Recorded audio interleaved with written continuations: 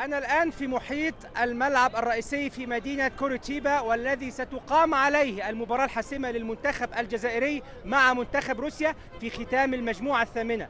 المباراة حاسمة بالنسبة للمنتخب الجزائري في مشوار تأهله للمرة الأولى إلى دور ال16. نعلم أن المنتخب الجزائري في مشاركاته الثلاث الماضية لم يتمكن من اجتياز هذا الدور، ولكن بالمستوى الذي قدمه حتى اللحظة هناك توقعات بأن يفعلها للمرة الأولى في تاريخه. معي هنا عدد من المشجعين الجزائريين لنستمع إلى توقعاتهم وآمالهم قبل انطلاق المباراة، ثم ألتقيكم مرة أخرى بعد انتهاء المباراة.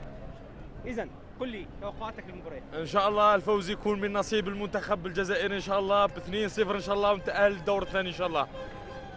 شكرا.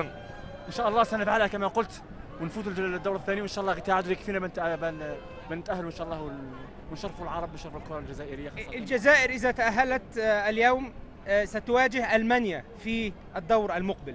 سنفعلها مثل سنة 1982، سنفوز على ألمانيا كذلك. أنا نقول كلمة واحدة، الجزائر أمام بوابة التاريخ، وإن شاء الله رايحين ندخلوا للتاريخ عبر بوابة روسيا، وإن شاء الله من هنا من كوريتيبا رايحين نروحوا إن شاء الله نكتبوا اسمنا، اسم الجزائر في التاريخ وفي سجل كرة القدم العالمية إن شاء الله. 1 2 3 فيفا لالجيري 1 2 3 فيفا لالجيري فيفا لالجيري 1 2 3 فيفا لالجيري 1 2 3 فيفا لالجيري. وانتهت المباراة بالتعادل بهدف لكلا الفريقين، وتأهل منتخب الجزائر.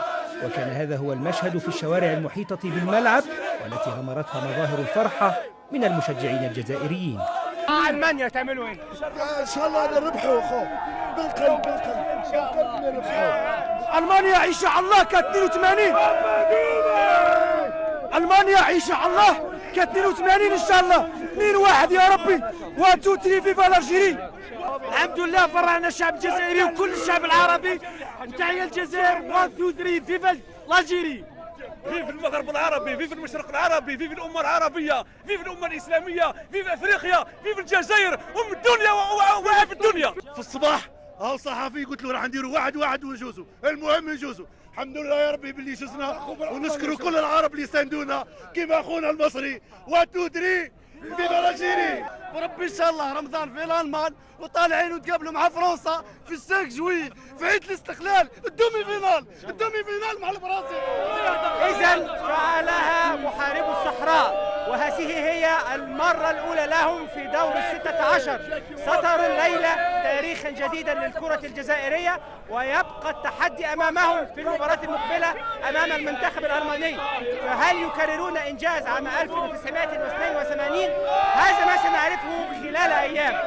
شريف الشريف، BBC كوريتيبا. رمضان مبارك، رمضان مبارك كل العرب.